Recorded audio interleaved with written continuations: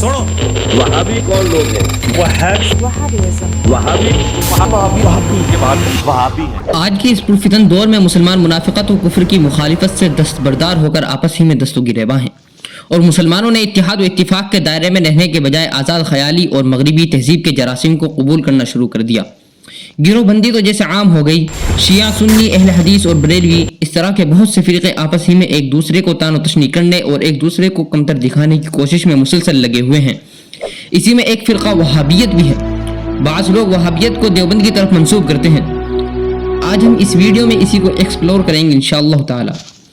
وہابیت اسلام کی نسبت دراصل عرب میں نشوونما اور تربیت پانے والے شیخ الاسلام محمد بن عبد الوہاب بن سلیمان نجدی کی طرف کی جاتی ہے۔ ان کی پیدائش 1703 عیسوی میں ہوئی۔ انہوں نے صرف اسٹڈی کرنے کے لیے مدینہ اور بصرہ تک ٹریول کیا۔ ان کی پیدائش کے ٹائم سے لے کر ان کی گروتھ تک مسلمانوں کی حالت بہت خراب ہو رہی تھی۔ ساری اسلامی دنیا شرک و بدعات میں لگی ہوئی تھی، کوئی سیاسی شعور باقی نہیں رہا تھا۔ جہاں کچھ طاقت تھی وہاں ملوکیت کا دور دورہ تھا۔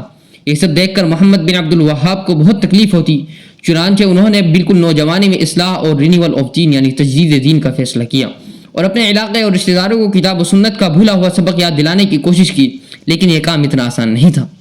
انہیں طرح طرح کی تکلیفیں برداشت کرنی پڑی۔ سب سے بڑی تکلیف یہ کہ بوڑھا باپ ہی ناراض ہو بیٹھا، اور علاقے کے لوگوں کے تشدد نے انہیں اپنے علاقے سے نکلنے پر مجبور کر دیا۔ پھر کچھ برسوں ادھر ادھر بھٹکنے کے بعد نجد کے امیر محمد بن سعود کی پناہ مل گئی۔ امیر اور اس کے وزیر دعوت توحید کے سرگرم حامی بن گئے، اور ان کی مدد کی بنا پر شیخ الاسلام محمد بن عبد الوہاب نے تبلیغ اور زوروں سے شروع کر دی، یہاں تک کہ کامیابی ان کے قدم لینے لگی۔ شمع توحید کے پروانے اطراف و اکناف سے آ کر شیخ الاسلام کے حلقہ درس میں حاضر ہوتے اور پھر لوٹ کر اپنے اپنے علاقوں میں اللہ کا پیغام پہنچاتے۔ وہابیت کی نسبت علماء دیوبند کی طرف، کیا یہ صحیح ہے؟